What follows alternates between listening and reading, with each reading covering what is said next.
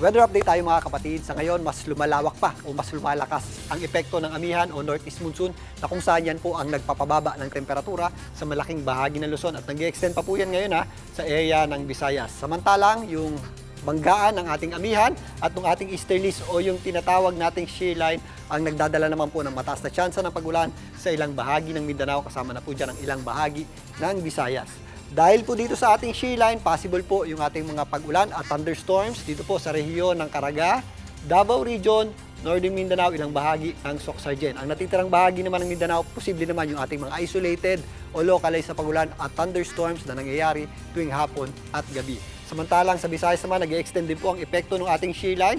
Possible po yung ating mga pag-ulan at thunderstorms dito po sa ilang bahagi ng Eastern Visayas, kasama po dyan ang Leyte at Samar, maging dito sa Central Visayas, kasama na rin po dyan ang Cebu at Bohol. Again, mag-ingat po tayo sa mga posibleng epekto ng mga pag-ulan dulot ng shear line, gaya po ng mga flash floods and landslides. Samantalang, ang natitirang bahagi naman ng Visayas, kasama na po dyan ng Palawan, mas maliwalas naman ng panahon, nagpapakita naman po ating araw, pero posible po yung ating mga isolated o mga afternoon showers at thunderstorms.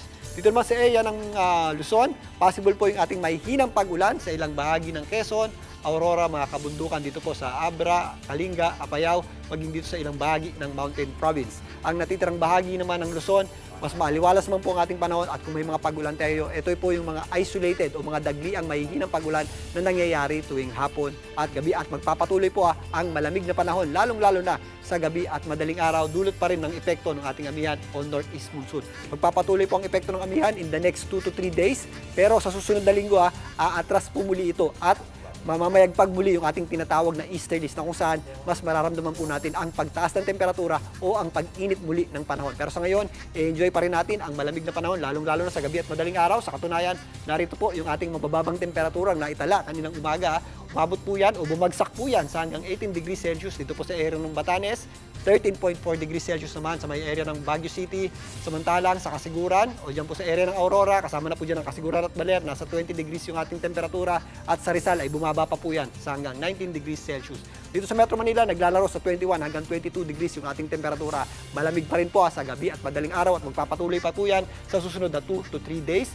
At magpapatuloy din po ang maliwalas sa panahon, magiging magandang sikat ng araw sa umaga hanggang tanghali. Pagsapit ng hapon, nagiging maulap ang panahon natin at posible po yung ating mga isolated o yung mga dagliang may hinang pag-ulan. At yan muna ang latest sa ating lagay ng panahon. Muli ako po ang inyong weather frontliner, Alvin Pura, na lagi may panahon. Para sa iyo.